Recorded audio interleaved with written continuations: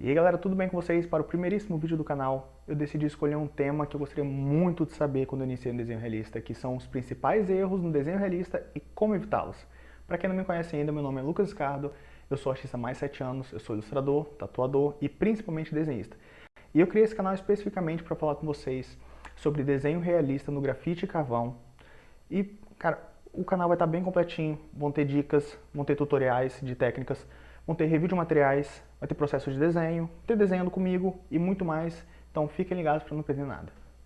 Eu vou deixar minhas redes sociais aqui na tela para vocês me acompanharem por lá também. E fiquem até o final do vídeo, porque no final vai ter uma surpresa para vocês. Eu tenho certeza que vocês vão gostar muito. Mas sem mais enrolação, bora pro primeiro vídeo. E pro primeiro erro, eu escolhi a pressa inimiga da perfeição. Gente, eu acho que esse é o erro mais cometido por desenhistas de modo geral, por artistas de modo geral. Que é quando você deixa de ver o que você está criando como pedaços a serem feitos, por exemplo, um pedacinho a ser desenhado aqui, uma textura a ser desenhada ali, e você começa a querer ver a arte completa, a arte finalizada, aquela arte bonita e tal, elegante, na parede, moldurada, aquela coisa maravilhosa, e eu sei. Só que a minha dica para isso é pare, só para. Eu sei que parece uma dica besta, parece uma dica idiota, na verdade, mas é uma dica muito útil. Por quê? Quando você para, seja por 1 hora, 2 horas, qualquer tempo, só para, vai tomar um banho, vai fazer uma refeição decente, sai com seus amigos, sai pra beber alguma coisa, sabe? Vê sua namorada, vê seu namorado, assiste uma série, joga um jogo, não importa, mas para. Porque nesse momento que você deixa de ver como pequenas áreas a serem desenhadas e que começa a querer ver finalizado, é no momento que você está mais propício a cometer erro, ou você simplesmente passar por cima de uma área que precisa de mais atenção naquele momento, ou precisava de mais atenção, e você pode acabar errando um tom, ou passando batido por alguma coisa, só porque você quer ver aquilo finalizado. E aí quando você faz isso, você vê finalizado, você olha, caramba, tá faltando alguma coisa, sabe? E quando você dá esse pause, seja de 1 hora, seja até de dia, se você tivesse prazo, se você tivesse tempo, se não for uma encomenda, por exemplo, quando você volta pro desenho, você está com o olhar fresco, a sua visão está fresca, você está renovada, a sua criatividade está renovada. E você rende muito mais do que você renderia se você estivesse passando desenhando. Então esse tempo que você para não é um tempo perdido, sabe? É um tempo que você usou para fazer outras coisas e para você voltar para o desenho ou para a pintura, que seja, e você fazer aquilo melhor ainda, que é o jeito que você sabe que consegue fazer. O próximo erro é não confiar na referência. Pra gente que é desenhista de realismo, hiperrealismo, nossas referências são fotos, então são pessoas reais, animais reais, locais reais, objetos reais, que seja. Então tudo que está ali existe um motivo para estar ali. Mesmo que você olhe uma referência e fale, gente, eu não estou entendendo por que essa sombra está aqui no rosto dessa pessoa e tal, por que está desse jeito. Pode ser uma cicatriz, pode ser uma marca de nascença, pode ser a sombra de uma árvore que estava próximo da pessoa quando a foto foi tirada. Então confie na sua referência, faça o que você está vendo ali e não tire nada, não tire elementos, entendeu? A partir do momento que você começa a fazer isso, você começa a tomar muita liberdade com a sua referência e você pode acabar mudando um pouco do que estava lá e aí perde um pouco daquela essência. Quando você finaliza a arte, você não confia na sua referência, você olha e fala, caramba, tá faltando alguma coisa aqui, entendeu? Então sempre confie nas referências de vocês, estudem elas bastante, coloca no tablet, no celular, no computador, independente de onde você estiver vendo sua referência para desenhar. Dê zoom naquela parte, tente entender tudo o que está acontecendo ali, o local, tipo, o horário do dia. Estudem extensivamente as referências de vocês. O próximo erro é sujando nosso desenho todo. Sabe quando a gente é criança, a gente vai desenhar e a gente olha nossa mão, tá aqui tudo sujo de grafite e tudo mais? Pois é, gente, acontece, mas isso não pode acontecer no desenho realista, porque uma vez que você suja alguma área, é quase impossível você voltar aquela área para o branco da folha que estava antes. A não ser que você tenha uma borracha elétrica e mesmo assim talvez não volte 100%. Eu sei porque já aconteceu comigo.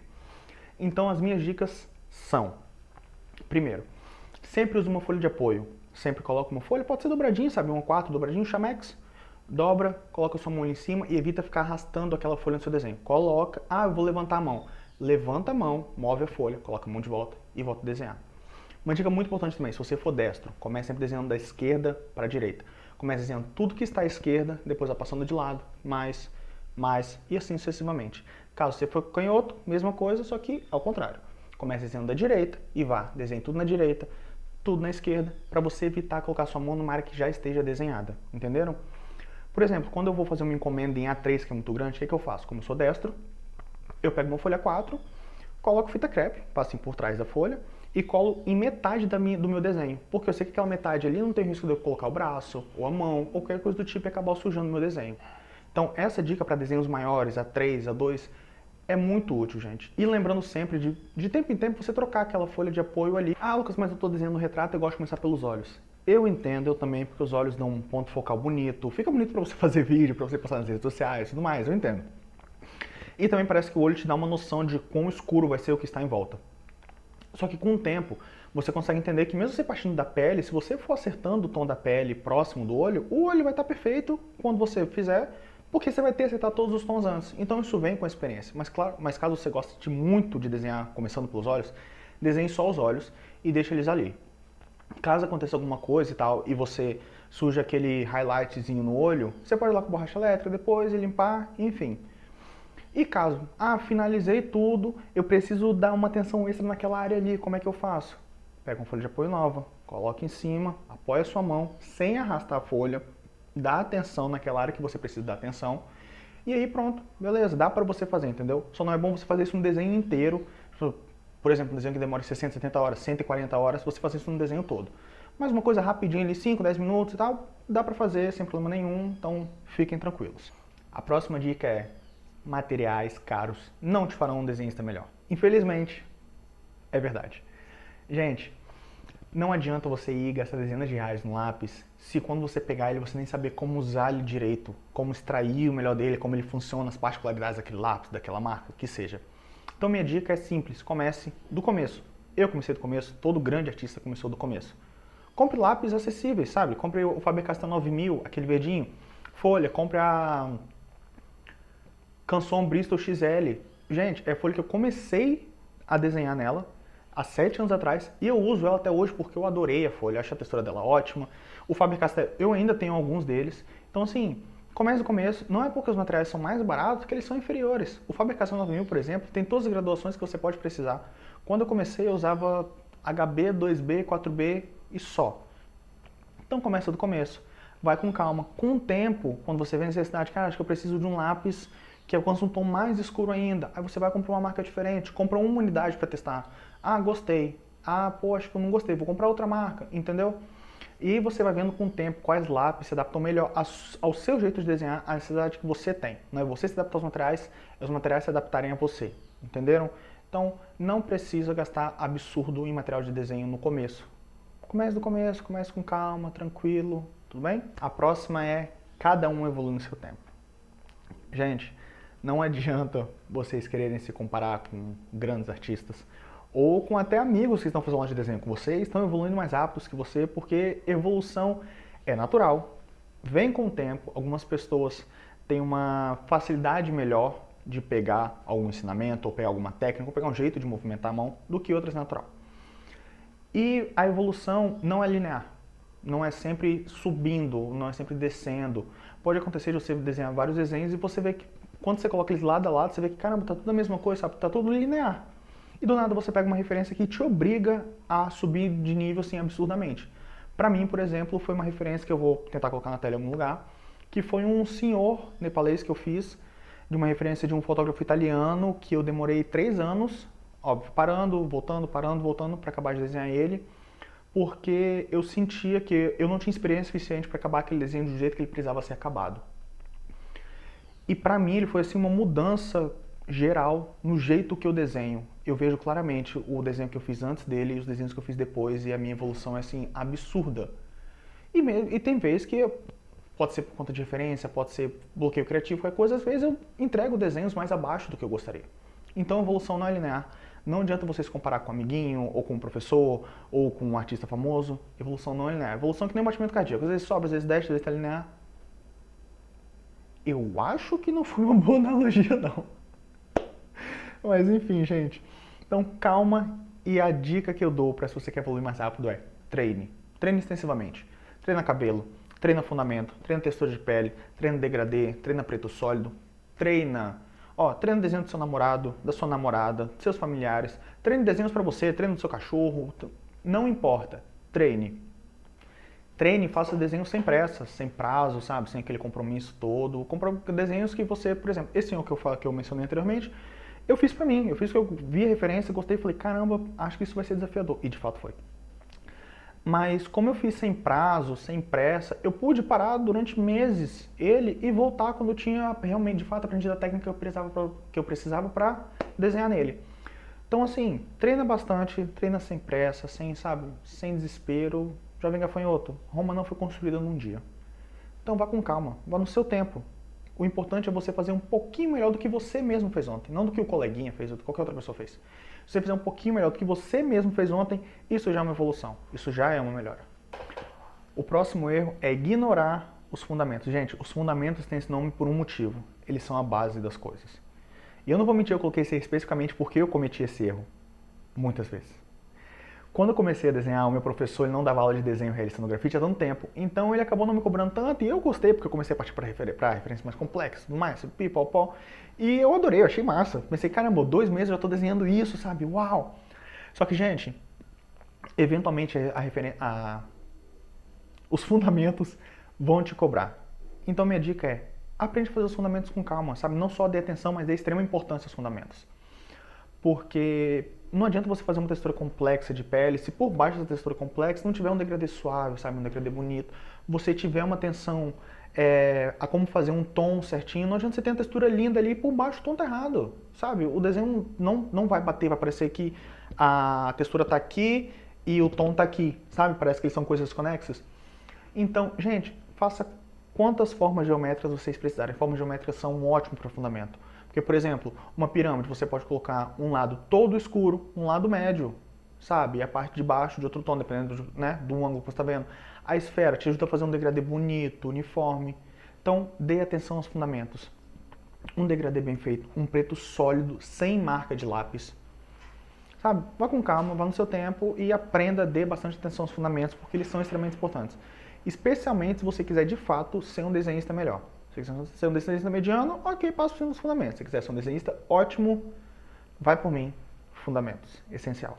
Gente, o próximo erro que é comum, chega a ser um erro besta e que eu vejo poucas pessoas fazendo, é não editar suas referências. Quando você recebe uma referência, seja ela já estando em preto e branco ou colorida e tudo mais, você não editar a referência. Se ela estiver colorida, é só passar preto e branco e começar a desenhar. E, gente, a partir do momento que você edita sua referência, você dá mais vida para ela, sabe? Você dá mais característica para ela, você aumenta mais o contraste, aumenta os tons escuros, os tons claros, sabe? E você deixa ela com mais vida e mais personalidade, por assim se dizer. Então, minha dica é sempre edite suas referências. Sempre, sempre, sempre. Independente de como ela venha para você, sempre edite suas referências. E eu não sei vocês, mas eu recebo muita encomenda de pessoas mais velhas, então as fotos são mais antigas também. E aí, para isso, eu uso um site chamado Photor, que você coloca lá e deixa a imagem um pouco mais nítida e tudo mais, e ajuda, caramba, consideravelmente. E ter uma prima que mexe com Photoshop também não é ruim não, tá, gente? De verdade. Minha prima já me salvou um monte de vezes. Mas, enfim, mesmo passando em aplicativos como Photor e tudo mais, se você melhorando a nitidez da referência, é ideal você saber como, por exemplo, se você for desenhar uma pessoa mais idosa, você saber como a pele envelhece, sabe? O jeito que os ângulos formam, que as rugas se formam, por exemplo, aqui na testa, geralmente elas ficam mais, né? Aqui assim, isso aqui fica mais profundo, aqui envelhece assim. Então, assim, você ter um conhecimento também ajuda. Mas não esqueçam de editar suas referências sempre, gente. E editou a referência, manda pro cliente, fala, olha, dei uma editada na referência, aumentei um pouquinho o contraste, mas explica tudo pra ele e fala, tá bom assim? Você gostou assim? Não aconteceu até hoje, pode acontecer, mas não aconteceu até hoje de eu editar uma referência, mandar para a pessoa falar, não gostei não, prefiro sem contraste. Então assim, edite suas referências com calma, dê atenção e edite cada uma individualmente. Não adianta você fazer tipo vou editar sempre todos iguais, porque cada referência é uma referência, então edite individualmente cada referência de vocês, beleza? O próximo erro que eu vejo não só desenhistas iniciantes cometendo é o medo de tons escuros. Gente, sabe quando você tá passando feed, eu vejo bastante, você vê o desenho e fala, nossa, que textura interessante, textura bonita, sabe, textura da pele bem feita, que seja, fala, cara, tá faltando alguma coisa aqui, tá meio sem vida, meio sem graça. Falta de contraste, anota. Quando você edita a sua referência e você deixa ela num contraste mais bonito, você vai ver que tem alguns lugares, geralmente grande parte das referências tem esses lugares mais escuros, às vezes até de preto sólido, e meu ponto é, gente, não tenha medo de chegar nesse preto sólido. Ah, mas vai escurecer. Não vai. Vai deixar sua referência com contraste, com vida, com beleza. Vai fazer as pessoas olharem e falarem, caramba, isso parece uma foto, de tão bonito que tá. Porque a vida real tem contraste, gente. A vida real tem tons escuros próximos de tons claros. A vida real tem uma pele muito escura que quando bate um ângulo certo, a pele fica praticamente branca de opção, sabe? Tão brilhoso de bonito. Então, gente, não tenham medo dos tons escuros. Estudem bastante. Caso você tenha um iPad, um tablet, celular, que seja, minha dica é, você pega o pincelzinho, clica lá no tom escuro para você selecionar ele e vai do lado assim da referência, numa área que seja fundo, e desenha um pouquinho, que aí você vai ver de fato quão escuro aquele tom é. Sabe? Isso ajuda bastante na hora de você acertar seus tons escuros e dar mais arte para sua vida. Dá mais vida para sua arte, dá mais vida para o seu desenho. Ai, Deus. Enfim, isso me traz ao próximo erro, que é quando você faz um tom escuro, que primeiro, parabéns porque você fez um tom escuro, você teve coragem de fazer um tom escuro, então, parabéns. Mas você deixa ele todo marcado de lápis. Gente, como eu já disse anteriormente, Roma não foi construída num dia. Para você chegar num tom bem escuro, aquele tom bem escuro, sabe, blocado, aquele preto bonitão e tudo mais, sem marca, você precisa de várias camadas. Você não consegue jogar uma camada ali de grafite e chegar no tom que você quer. Então minha dica é, faça com calma. Nada na arte é feito com força. No nosso tipo de arte, no caso, que né, se for escultura, enfim. No nosso tipo de arte, nada é feito com força. Se você está aplicando força em alguma coisa, seja no lápis, seja no esfuminho, seja na borracha, você está fazendo errado. Confie em mim. Tudo é jeito. Então minha dica é, faça uma camada, esfume bastante. Esfume com um pincel para impregnar bem o grafite na folha. Ah, não ficou 100%. Faça outra camada. Não ficou 100%. Faça outra camada. E assim sucessivamente até chegar num tom que você fale, agora sim está num tom lindo, uniforme e sem marcas de lápis. Porque quando você marca a folha com lápis, aquele lugar ali que você marcou é quase impossível você colocar grafite em cima. E o pior, dependendo do ângulo que a luz bate, você consegue ver as passadas do lápis. E isso não é realista, isso é sketch. Então assim, faça com calma, sem pressa, entenda que você não vai chegar num tom preto sólido de primeira, a não ser que você esteja usando carvão. E vou te falar, como quem usa carvão, mesmo assim, você vai lá, passa com bastante calma, devagarzinho, vive a pau, esfuma com o pincel, você olha e fala, caramba, tem um pedacinho aqui que ficou um pouquinho mais claro, você tem que passar de novo. Então mesmo com carvão, você tem que passar mais de uma vez e esfumar entre as camadas até chegar num tom preto, sólido, lindo. Tudo bem? Sem forçar lápis, sem forçar nada. Se estiver forçando, tá fazendo errado. Próxima dica é fazer contornos no desenho realista. Isso é muito comum, especialmente pessoas que vêm de outros estilos de arte, por exemplo, como mangá, neutrais, tradicional, que seja até desenhos aleatórios, né, quando a gente desenha de criança, é fazer contorno, que a gente está acostumado a fazer contorno em desenhos, que a gente vê desenhos com contornos, é natural. Mas a partir do momento que a gente está desenhando realismo, hiperrealismo, não existe contorno. Por quê? O que a gente está desenhando nada mais é do que uma representação de algo real. E quando você olha para alguém, você vê um contorno em volta dela? Se você vê oftalmologista. Se você não vê que é o correto, então você não pode fazer esse contorno num desenho, entendeu? Num desenho realista, a diferença entre planos, tipo a pessoa na frente pro fundo atrás, ou até, por exemplo, rosto pro pescoço, sabe? Olho, pálpebra do olho e tudo mais. Nada é feito com traço, tudo é feito com diferença de tom. Ah, Lucas, mas os tons são muito próximos. Ainda existe uma diferença de tom. Mesmo você olha qual é mais escuro. Ah, esse aqui é mais escuro, então eu vou forçar um pouquinho mais esse. Nem que você aumente um pouquinho o contraste, mas tudo é feito única e exclusivamente com diferença de tonalidade. Tudo bem? Não faça contornos de desenho realista nunca. Nunca, nunca, nunca. Isso é um erro, meu Deus, absurdo, porque ele deixa de ser realista, que é a nossa intenção, e ele passa a ser qualquer outro estilo de desenho, mas ele não é realista. Então, não façam contornos nos seus desenhos. Tudo bem? Se você achar que um tom está muito próximo do outro, por exemplo, uma iluminação que o tom do pescoço da pessoa está muito próximo do tom do rosto, você pega um lápis com graduação bem baixinha, 4H, 2H, e faz um contorno assim, bem de levinho. Porque você não vai fazer um contorno, você só vai delimitar os tons. E o olho humano não consegue ver isso, ele só vê uma delimitação entre tons. Então essa é a minha dica, é tipo um hackzinho, um miguezinho, funciona e ninguém percebe. Se você fizer direito, ninguém percebe. Dica bônus, gente, dica bônus que eu aprendi recentemente. Não testar os seus materiais é um grandíssimo erro. Por quê? Eu desenho com grafite há mais de 7 anos, mas eu comecei a desenhar com carvão recentemente. E eu ainda não sei exatamente, não sou especialista, em como eles se comportam juntos, especialmente quando a arte está finalizada, com verniz e tudo mais, pipopó. Então minha dica é, teste extensivamente seus materiais. Comprou um bloco de folha novo, vai lá, tira a última folha, tira metade da última folha que seja, testa todos os lápis que você tem, todos os esfuminhos, o pincel, como um lápis vai se comportar sendo esfumado com esfuminho, depois sendo esfumado com pincel, sendo esfumado com cotonete. Depois como um lápis se comporta perto, se você comprar um lápis novo, ver como esse lápis novo se comporta próximo do seu lápis antigo. Por exemplo, você tem um 2B de uma marca, 2B de outra marca, ver qual é a diferença entre eles, porque sim existe. Por exemplo, eu uso Staedtler e Mitsubishi. O Mitsubishi é mais escuro do que o Staedtler, mesmo ele sendo da mesma graduação. Então teste seus materiais. Por exemplo, eu estou usando carvão branco, bico de pena com nanquim branco, estou usando caneta nanquim preta e grafite, o de sempre. E assim, o jeito que eles se comportam próximos um do outro pode variar muito, até de marca para marca. Por exemplo, um Lyra Carvão se comporta de um jeito e o Conte Parrica Carvão se comporta de outro jeito, perto do meu Staedtler, perto do meu Mitsubishi. Então minha dica é, teste tudo.